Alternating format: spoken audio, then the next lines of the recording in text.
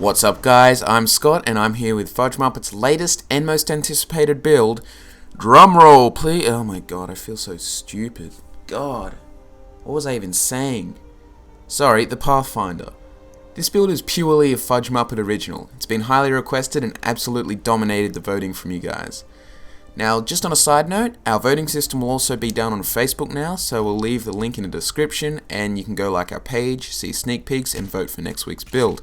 I'm sorry, I never actually give you a proper sneak peek in advance. It's always like the day before to show you what we're uploading tomorrow, so it's really no point, so I'll try and get it up before next time.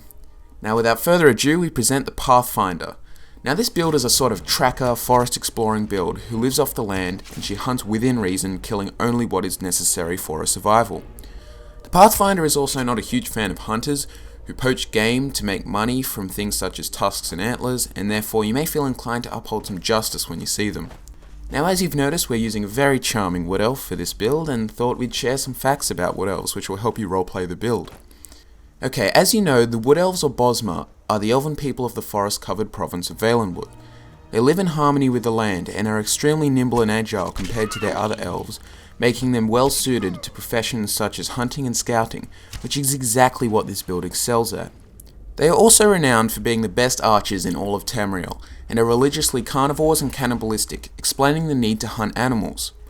Now, in terms of taking roleplaying further, if you want to be cannibalistic, you can get the Ring of Nimira, which allows you to eat people after you kill them, which can also be useful for regaining stats, but it's pretty gross. So, anyways, due to the Green Pact, wood elves are actually not allowed to harm vegetation in Valenwood, and being extremely devout, the Pathfinder refuses to harm vegetation anywhere, and therefore doesn't use alchemy. Also an excuse because all our builds recently have been using alchemy, and I think you guys are going to get sick of it. Just some more to add on using the wood elf for this build. I know we say it a lot, but we cannot stress the importance of choosing race for aesthetics and roleplaying, not on stat bonuses, because they don't matter endgame. But wood elves are a great choice for the Pathfinder, as they do not only fit in with the live off the land atmosphere, but also receive a bonus to archery which helps early in the game. You'll also gain a 50% resistance to disease and poison, as well as the ability to command animals once a day, making you the ultimate fighter with and against animals from nature. You can also use the animal allegiance shout to help you out a bit, but it's not necessary. So for your skills, you're going to want archery, light armor, sneak, block, enchanting and smithing. Now, as you can see, we're using a smithed elven bow and do not have glass-smithing, but we can strongly recommend, if you have the Dragonborn DLC, which you should, Google search glass bow of the Stag Prince and get it. This bow is pretty powerful, but also has a unique effect that adds more damage the more animals you kill with it, which is very effective as you'll be hunting animals often, which makes role-playing even better. I'll explain why we use block in just a moment, but basically archery is the foundation of the Pathfinder's skill, and as a maneuverable protection we use light armor. This unique piece of armor is called the Saviour's Hide, and you get it from the Daedric quest from the god Hircine, who is, coincidentally, the god of the hunt. Now, this armor suits female characters pretty well, and besides looking good, it also gives you a 15% resistance to magic, and also another 50% resistance to poison, which combines with your racial bonus, giving you a complete immunity to poison.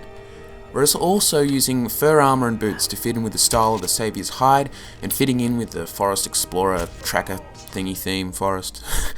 Everything you have equipped is covered in fur and hide, which you can roleplay as being from the animals you've killed. Now, smith up your armor as usual to the best as possible, and use enchanting to fortify archery on as many things as you possible. I cannot speak today, I'm sorry. Smith up your armor and weapons as best as you can, and add enchanting. Oh, I'm sorry, this is a bad day. Use enchanting to fortify archery on as many things as possible. I'm sure you got it in the first place, but anyway, as you can see, sneak is also a great idea, as it does not only promote role-playing as nimble and agile, but also allows you to sneak up on your prey. And also when in combat, the Shadow Warrior perk allows you to become hidden to shoot your enemies before they see you again. Now finally, I'll explain why we've picked block. You don't exactly get to see it in this video, but with the quick reflexes perk, it allows you to show off your wood elf agility by slowing down time and moving backwards or behind flanking melee characters. And sorry, we don't show it in the video, in the recording we forgot, but I assure you, it's really cool. So that's it for your role-playing, skills, race, and looks, but the actual perks you will need can be found in the link in the description. and as we've done for a level 51 character, but if you go past this you can chop and change the build however you see fit. So that concludes this fortnight's video guide, which means it's time to discuss next time's build.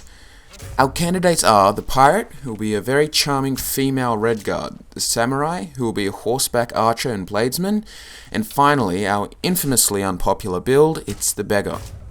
So I did mention this before, but it's very important that you guys remember that the voting is now done on Facebook.